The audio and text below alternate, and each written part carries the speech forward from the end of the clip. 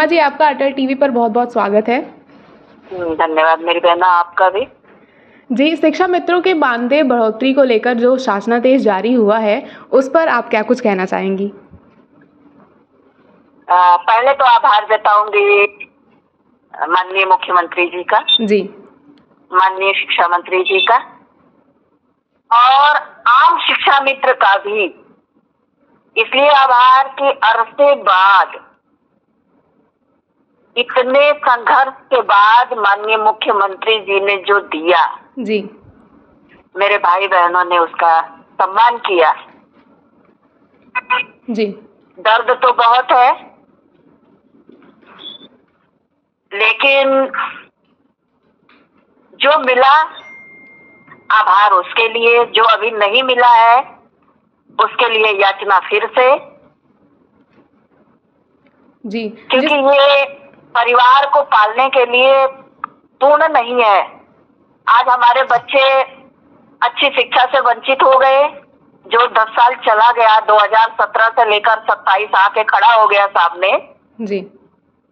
बच्चों की शिक्षा तो चली गई, अब आ गई है बेटियों के शादी ब्याह की बात।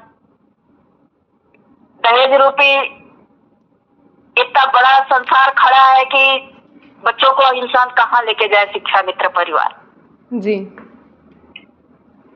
ठीक है, जो उन्होंने दिया, उन्हें लगा कि यही अभी उनके दरबार से मिल सकता है। उन्होंने कम से कम दरवाजा तो खोला। जी। 8 साल के बाद, 9 साल के बाद दरवाजा जब वो खोल के दिए हैं, ठीक है, जो दिए उसका आभार पुनः करूंगी। जी। लेकिन अभी कष्ट है। जी, जिस तरह से शिक्षा मित्र कह रहे हैं कि जो लड़ाई थी वो 40,000 रुपए मानदेय को लेकर थी, तो 18,000 फिलहाल कम है। देखिए, हमारा उद्देश्य 40,000, 50,000, 1 लाख का नहीं था।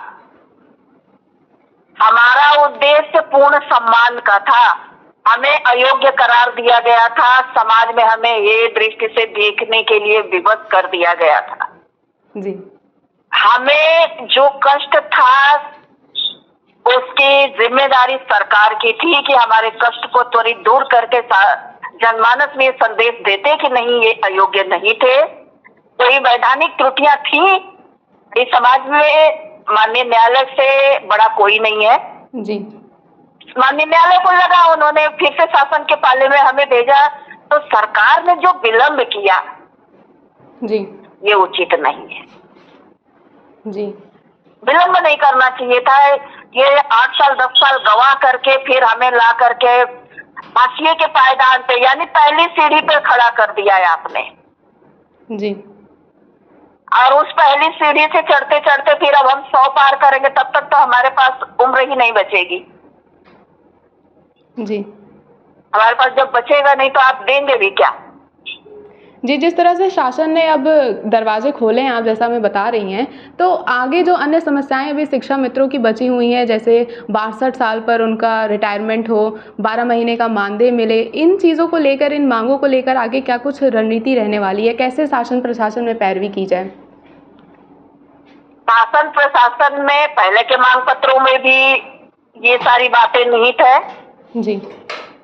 आज जो उन्होंने दिया उसका सम्मान करते आगे पुनः निहित की जाएगी कि हमारे लिए ये जो दोषपूर्ण रवैया है इसे न अपनाए।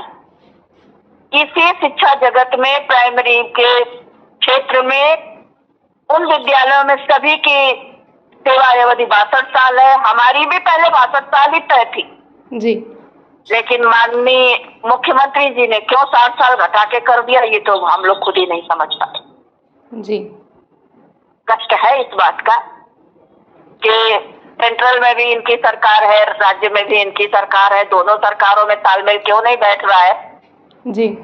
क्यों नहीं ये आपसी सहमति से किसी बिंदु पे तुरंत निर्णय लेते हैं? क्यों 10 साल बाद एक निर्णय लेते हैं और वो भी अधूरा निर्णय लेते हैं?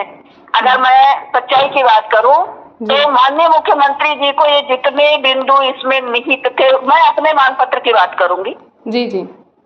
अपने मांग पत्र में मैंने सारे इन अहम बिंदुओं को इंगित किया था। और क्यों नहीं विचार ये लोग करते हैं? विचार करने के बाद, इतने लंबे समय बिताने के बाद जब ये देते हैं तो भी अपूर्ण ही देते हैं। जी। तो इनके यहाँ दिग्गज लोग बैठे हैं, माननीय दिग्गज लोग क्यों नहीं विचार करते हैं, क्यों नहीं उस पर पूर्ण रूपेण ये अपना ज्ञान का प्रकाश फैला करके उस पर मंथन करते हैं। आधा अधूरा देंगे, आधे अधूरे के बाद कह देंगे फिर आगे विचार किया जाएगा। अरे आज हम भूखे मर रहे हैं, कल कब आप विचार करेंगे? जी आज लोग रिटायर हो गए, वो विचारों का क्या होगा? जी उमा जी, जो बच्चे अनाथ है, जो मृतक आश्रित है, उनका क्या होगा? जी मान लीजिए जो जीवित है, चलिए आपने 8,000 बढ़ाया, वो 8,000 चलिए राशन उन्होंने ले लिया, लेकिन जो मृतक है उनके बच्चों को क्या मिला? जी उनके परिवार को क्या मिला? उनके घर में रोटी कौन देने जाएगा? जिनकी सेवाएं 62 साल के बजाय 60 में ही सेवानिवृत्ति दे दी गई, उनके साथ कौन सा न्याय हुआ? जी उमा जी, जिस तरह से शिक्षा मित्रों के जीवन में इतने लंबे वक्त बाद जो थोड़ी बहुत खुशियां आई हैं, उसके बाद आप उन्हें क्या कुछ संदेश देना चाहेंगी? अपने भाई बहनों से कहूंगी, हिम्मत रखिए, हौसला रखिए। हमारा तो जीवन ही संघर्षमय बीता। शुरुआत से हम लोगों को माननीय कल्याण सिंह जी ने जो सम्मान दिया, उस सम्मान को आज भी हम लोग लेकर चल रहे हैं, लेकिन वो सम्मान हमेशा बीजेपी सरकार अपूर्ण ही रखी। भाई स्वर्गीय कल्याण सिंह जी भी बीजेपी के योद्धा थे, आज उनके पोते हैं माननीय संदीप सिंह जी, शिक्षा मंत्री हैं। जी क्यों अपूर्ण रख रहे हैं ये लोग? खुद ही हम लोग जियो देखने के बाद आश्चर्यचकित हो जाते हैं कि आज भी अधूरा ही निकल रहा है। अरे आप पूर्ण बिंदुओं पे मंथन कर ही रहे हैं, सब कुछ आपको पता है, ऐसा नहीं है कि आपको कुछ पता नहीं है, सब पता है।